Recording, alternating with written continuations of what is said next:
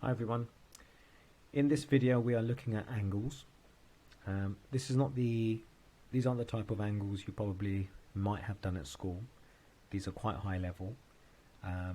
We did this during lesson earlier this week, last lesson, sorry. And if you weren't present, or if you want to brush up on it, or if there are some questions that you're not sure about, it's probably worth you watching this. If you are new to this, you will need a notepad and something to write with, because there's some drawing to do and then obviously some practicing as well. Right, so let's get started. So all I'm doing this lesson is I'm giving you a set of rules. Some of these rules you'll be familiar with, some of these rules will be new to you, but just make a note of these rules or brush up on them, because they're going to be very, very useful when you come to looking at questions related to these in the exams or in the weeks ahead. Okay, so the first thing I'm going to do is, you can do this as well if you haven't done so already, is I want you to draw two lines like this. I want you to cut it like this, and then I want you to write, this is angle A, this is angle B. This is what we call an alternate angle.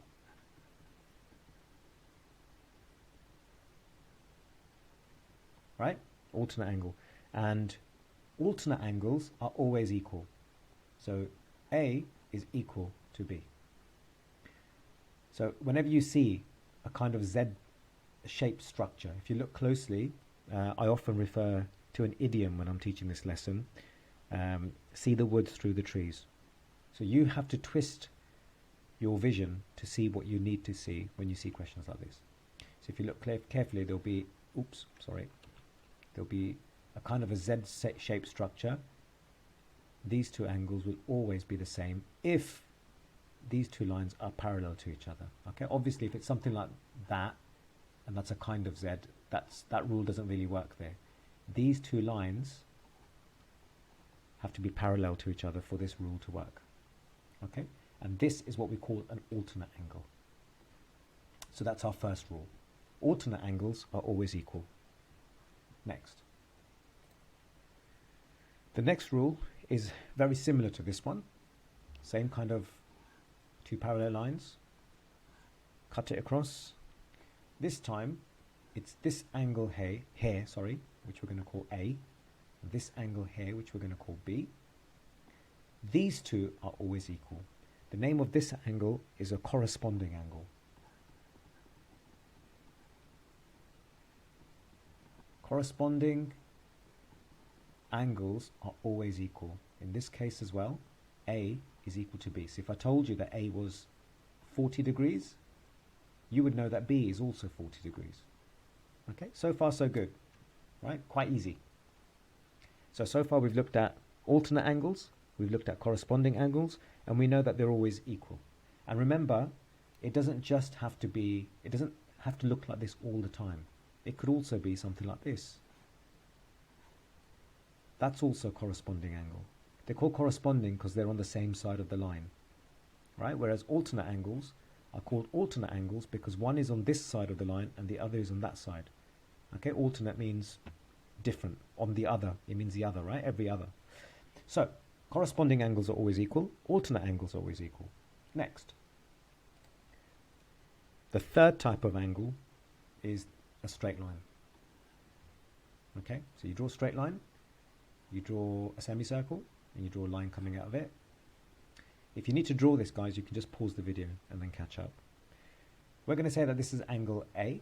We know that this is angle B. This is what we call a supplementary angle.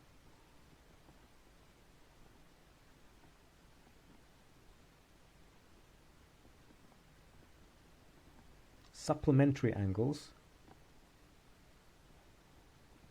are always equal. No, sorry, what am I talking about? Supplementaries are not always equal, they can't be equal. Supplementary angles always equal to 180 degrees. Whenever you see a straight line, whether it looks like this, whether it looks like that, whether it looks like this, you should always think, right, that's 180 degrees. Oh, look, that's 180 degrees. That's 180 degrees. So these two angles together should equal to 180 degrees. A plus B should equal to 180 degrees. Okay, so if I told you that angle B was 80 degrees, you will know that angle A is 100 degrees because these two together add up to 180 degrees. If angle B, for example, is 30 degrees, then you'll know that angle A is 150 degrees because these two together must add up to 180 degrees. So, alternate angles are equal, corresponding angles are equal, supplementary angles always equal to 180 degrees. Next. The next type of angle is one that you will be familiar with at school. It's a right angle. So you can just draw a right angle like this. You know that a right angle is 90 degrees. Right? You know that. And you will know that these two, if I say that this is angle A and this is angle B, you will know that A plus B is equal to 90 degrees. Okay, but what you probably didn't know is that this is called a complementary angle.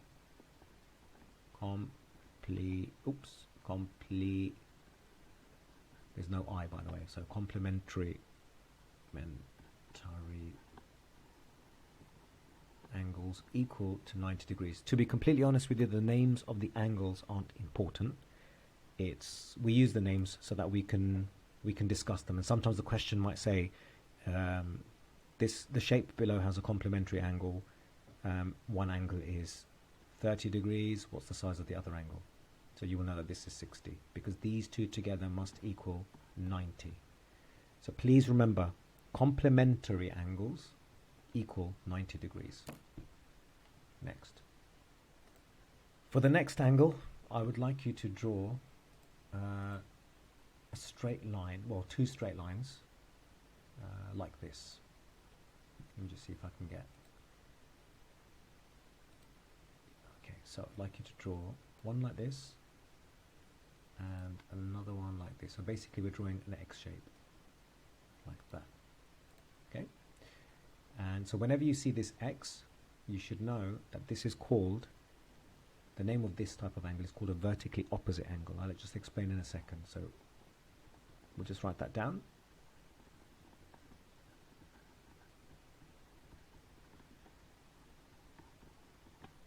Vertically opposite angles are always equal, right? So let's label this. We'll say this is A, we'll say this is B, we'll say this is C, we'll say this is D. Whenever you see an X like this, whenever you see that X, you should think these two angles will always be equal. So A is going to be the same as B, C is going to be the same as D. Okay? Vertically opposite angles are always equal. That's our next rule. So I'm hoping you're writing these down, and there's a few more to do, and then we'll start looking at some questions. For the next one, you can just draw, just get this up 1 second. You can just draw a little dot with some lines coming out of it like this. 1, 2, 3, maybe 4 lines. You can even do 5 lines, it doesn't really matter, and then just put it in a circle like that. And we can call this A, we can call this B, we can call this C, we can call this D, we can call this E. These, or this is called a revolution. So basically it's a circle.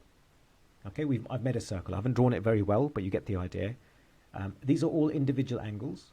Okay, so these should always add up to 360 degrees. So we can say angles in a revolution equal 360 degrees. Okay, it all kind of makes sense. Okay, because when I told you 5 minutes ago that an angle on a straight line is always 180 degrees. Okay, so if you think about the straight line, half of a circle makes a straight line. So if that's 180 degrees, then this will also be 180 degrees. These two together equal 360 degrees. Can you see that? So this is half a circle, straight line, 180 degrees. This is also 180 degrees. these two angles together make a circle, and that circle's 360 degrees. So in this case, A plus B plus C plus D plus E equal 360 degrees. And of course, the shapes and patterns you get might not always look like this. They might just look like that. In this case, A, B, C, D equal to 360 degrees. Okay? But in this case, B and D are opposite each other. And in the last rule, we had a look at how vertically opposite angles would be opposite each other, would be equal. But in this case, they won't be, because, as I told you, that rule, the one that we did just previously, only works when there's an X. So if there's an X, these two will be equal to each other, and these two will be equal to each other. But there's not an X here. Okay? It looks like just not really an X. So that rule wouldn't work, and there's no X here either. Anyway, this is our next type of rule. Angles in a revolution are always equal. So if I was to add all of these up, if I was told that B, C, D, and E equal to 300 degrees, right, what would be the size of angle A? So you would know that this must be 60 degrees, because all of these together equal to 360 degrees. Okay, and you can work at the missing angle if you know the others. Next. Now things are going to get a little bit easier. Okay, so I'll just draw another shape. I'll just draw a four-sided shape. This is a parallelogram. What you have to remember here is whenever you see a four-sided shape, whether it's a parallelogram, whether it's a square, whether it's a rectangle, whether it's a trapezium, kite, rhombus, anything, if it's a four-sided shape, or what we call a quadrilateral, okay, just write that down. So yes, you can draw a four-sided shape, and now next to it you can write this down. You can say angles in a quadrilateral. Quad means four. Quadruplets, quad bike all mean four. Quadrilateral. Angles in a quadrilateral always equal 360 degrees. So if this is angle A, this is angle B, this is C, and this is D, these four together will always equal 360 degrees. All right, even if you think about a square or a rectangle, you know that this is 90 and this is 90 if it's a rectangle, right? 4 times 90 is 360. So you've been aware of this kind of rule anyway. You could have figured it out. But any type of four-sided shape, any quadrilateral, it's always 360 degrees. Okay. Next. Our last rule is related to triangles. Okay, so I'll tell you the rule for the triangle first of all. So you can draw a quick small triangle like this, any type of triangle. You can call this angle A, B, and C. You know it's a triangle, and you know that, well, you should know that angles in a triangle always equal 180 degrees. Okay, angles in a triangle always equal 180 degrees. Okay, please remember that. Now, while we're on the subject of triangles, there is something you need to be aware of, and I'm going to do this with you. I know some of you know this and some of you don't. Okay, here we go. So you should know that there are actually 4 types of triangles, and you will be aware of some of these. And I know that you're aware of some of these, because when I was doing this in class, lots of you were calling out names of triangles that you've heard of. But there's certain things that you probably weren't aware of, so we'll cover that now. One type of triangle looks a bit like this. Let me use a proper pen, sorry. So this type of triangle, just drawn it properly, this type of triangle is called a right angle triangle, right? So it's called a right angle triangle because one of the reasons is it has a right angle in it. All right, so yeah. So if I was to say, you can say this is 90 degrees, right? It's a right angled triangle. So that's one of our triangles. Another type of triangle is what we call an isosceles triangle.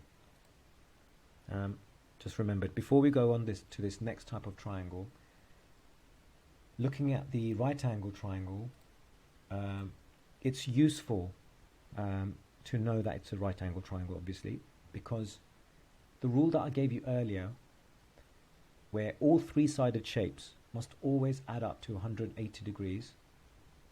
So if I was told that this angle here was 30 degrees, and I was given this shape, and I was asked to work at the size of angle X, right? You could do that.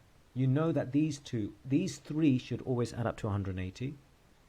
Those two add up to 120. So this here must be 60. Okay?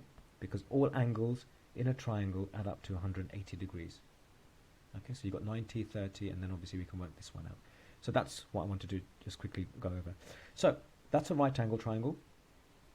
This type of triangle, as it's presented to you here, it's not possible for us to know what type of triangle it is. So as this shape is given to you, it's not possible for us to know what type of triangle it is unless some clues are given to us. And normally what would happen is you'd see some signs. So this type of triangle, I will tell you, it's called an isosceles triangle, right? And it's called an isosceles triangle because two sides are the same and two angles are the same. And I'll show you how you know. So we'll just label it isosceles. Isosceles. This is called an isosceles triangle. And if you were to look at a question, you'd be made aware that it's an isosceles triangle by these two little arms. These arms tell us that this line from there to there and from there to there. So if this side was 20 centimeters, then this side would also be 20 centimeters. That's what these two lines mean.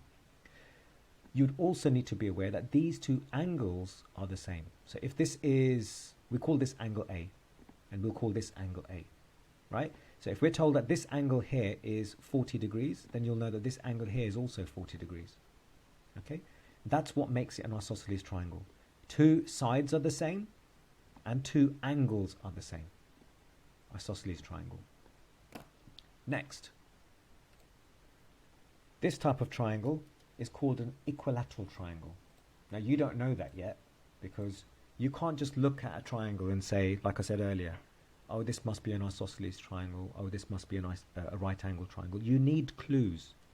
For example, this is a right angle triangle because it has a right angle.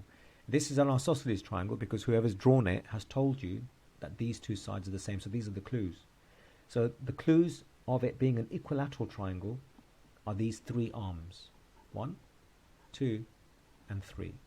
This tells us that all of the lengths of the sides of the triangle are the same. So if this is 30 centimeters, then this must also be 30 centimeters, and this must also be 30 centimeters. It also means that all the angles inside the triangle are equal. That's why it's called an equilateral triangle. So this must be 60, this must be 60, this must be 60, and it's always going to be 60. Why? Because all the angles in a triangle add up to 180. And because there are three angles in a triangle, 180 divided by 3 is equal to 60 degrees. Okay? So this is what we call an equilateral triangle. I'll just write it here, sorry.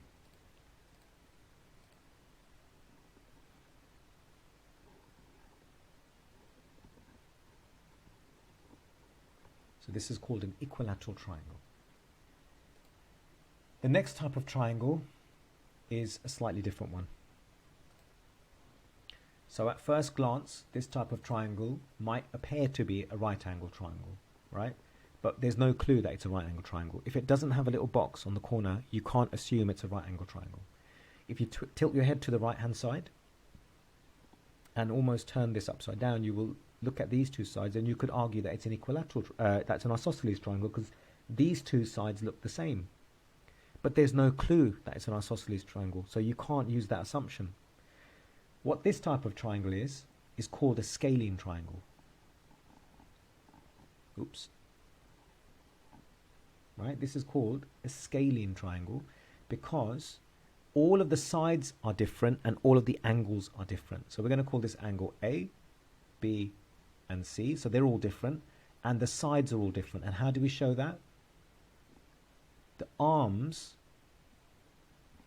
there's a different number of arms on each side. Okay, so 3 different sides, 3 different lengths, 3 different angles. That's why it's a scalene triangle. So 4 different types of triangle: right-angled, isosceles, equilateral, and scalene. So now what we're going to do is we're going to look at some questions, and we're going to try and put into practice these 7 or 8 rules that I've given you, and see if we can see the woods through the trees, right? If you can twist your vision to see the rule that we need to be applying, and see if you can answer the questions correctly. Here we go. So let's put into practice the things that we've learned so far. Here's a shape. Let's see if you can do this, all right? And then I'll ask you some questions, and then you can go back. You can have the rules in front of you, and you can tell me what you think the answer is. They start off easy, and then they go a bit bonkers, all right? So let's see if you can remember this. If this is 30 degrees, can you tell me what the size of angle B is? If you need some time to look at your notes, just pause the video and have a look at the answer. So the answer is that this is also 30 degrees, because the rule I gave you was that corresponding angles are always equal. Okay, so if this is our angle A, this will also be 30 degrees, because this is angle B. Corresponding angles are always equal. Next. If I was to tell you that this angle here is 40 degrees, could you tell me what the size of this angle here is? Let's call this angle D. Okay, so anyone? Okay, you can pause the video if you're not sure and have a look in your notes. So the answer is that this is also a type of corresponding angle. Okay, if this is 40 degrees, this is also 40 degrees. The only difference is the shape I gave you earlier, it was pointing, it was just a reflected, this is a reflection of that one. Okay, the rule is still the same. If you've got 2 straight lines, above the straight lines, 2 straight lines, above the straight lines, the angles are still always the same. Next. So if I was to tell you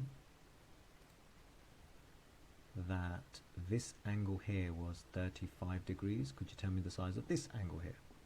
Right, this is also going to be 35 degrees. I'll just tell you the answer. So what type of angle is this? This is called an alternate angle, right? If you can see the letter Z, see the woods through the trees? Whoops. Can you see? So this angle and this angle is what you're looking at there. Sometimes it could be this way around. As I told you earlier, the one that we did was this way around. These 2 angles will always be the same. See the woods through the trees. Now things are going to get a little bit interesting. Now you really have to see the woods through the trees. You'll see what I mean. If I was to give you a shape like this, and I was to say to you that this angle here is 40 degrees, could you work out the size of this angle here? I'm only going to give you one clue. I'm just going to say, see the woods through the trees. I'll tell you what, I'm feeling a bit kind. I'll give you another clue as well. Have a look at your other rules, and have a look to see which of the other rules you could use to answer this. Right, so in order to answer this question, what you need to do is you have to see the woods through the trees. You have to ignore everything else except for this. That is a straight line. And I told you earlier that angles on a straight line always equal 180 degrees. So you've got to change your vision so you only see this. You only see that. Okay, not even this. So when you see a straight line and one side of the straight line is 40 degrees, you will know that this is going to be 140 degrees, because together this makes 180 degrees. This was a supplementary angle. All the other stuff you saw was just noise. I call it noise, okay, because it's not required. It's just a distraction. You've got to see what you need to see. You need to see the woods through the trees, as I keep on saying. Let's have a look at another example. Let's make this quite easy, actually. We'll start off easy. If I was to tell you that we've got an isosceles triangle, and I was to tell you that this angle here is 45 degrees, could you tell me the size of this angle here? We'll call this angle A. Let me just give you a second to think about it. If you need to think about it, you can pause the video, but I'm going to show you how to calculate it. So, if you know this is 45 degrees and this is an isosceles triangle, so then this must also be 45 degrees because these two sides are equal and these two angles are equal. And I also told you one of my rules of the triangles was that all triangles add up to 180 degrees. So these three angles must add up to 180 degrees. So if this is 45, this is 45, then this must be 90. I know it doesn't look like it's 90 because I did it from the top of my head, but it is what it is. So these three angles add up to 180 degrees. Okay? You've got to see the woods through the trees. You've got to use the angle that they gave you, or that I gave you in this case, to work out this one. And now you know these two, you can work out the third one. This is how useful those rules are that I gave you. Okay? Let's look at another one. This one's a little bit more challenging. In this case, I'm going to draw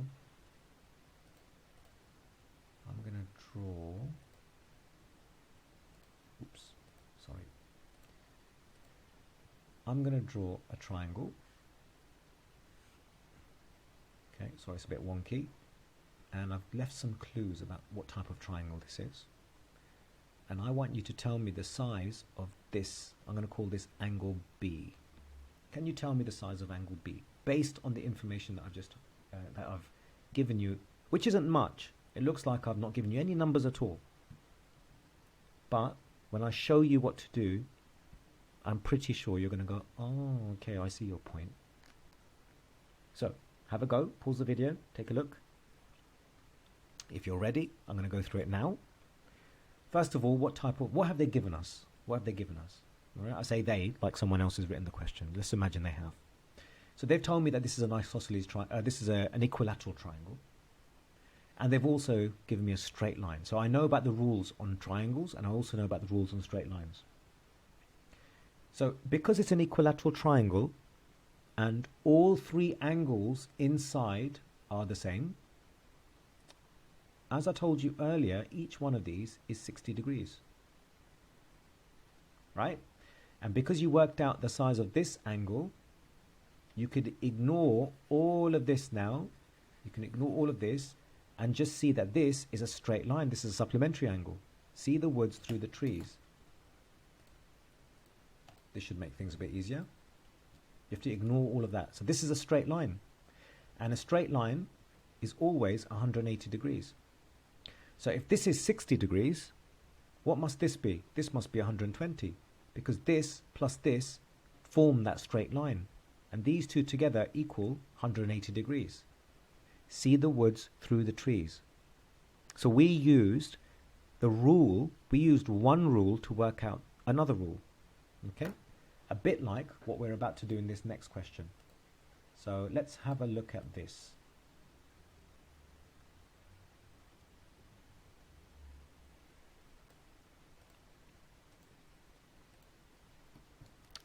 How about this one? Sorry about that, it's a bit of a rubbish drawing. Okay, so if I told you that this was 20 degrees, and I told you that this was an isosceles triangle, this is quite high level, right? So if this is the first time you're doing this, you will probably, unless you've done this before, you may not be able to figure out the answer. So I do encourage you to try anyway. Just think, what have they given me, and what rules have I been taught? Okay. So if this is 20 degrees, can you work out the size of angle Y? So let's break it down. if this is 20 degrees and I know that this is our isosceles triangle and these two angles must be the same, let's call them both angle A. They're both the same. So there are three things going on here based on the rules I've given you. Three different rules, right? One is that this is an isosceles triangle and all angles in a triangle add up to 180. That's one rule. Another rule I gave you was that angles on a straight line equal 180. That's another rule I gave you. And that the final type of rule was that vertically opposite angles are always equal. Whenever you see an X, that angle and that angle are always going to be the same. So if this is 20, this must also be 20. Okay? So we've used one rule to work out this thing here. So we can ignore this now. We can get rid of that. Right? You don't have to actually do this on your question paper if you're doing this. But this is just me telling you what you need to be aware of. Right? So you ignore this now. You don't need that anymore. And because this is an isosceles triangle, you know that 20 plus these two must equal to 180. So 180 take away 20 is 160. These two together must equal 160. That means one of these angles must be 80. Because now all three angles in this triangle add up to 180. 20 plus 80 plus 80 equal to 180. So now we've used the vertically opposite angle to work out this missing angle. Now we've used this missing angle to work out the size of these two angles. Now we can ignore all of these.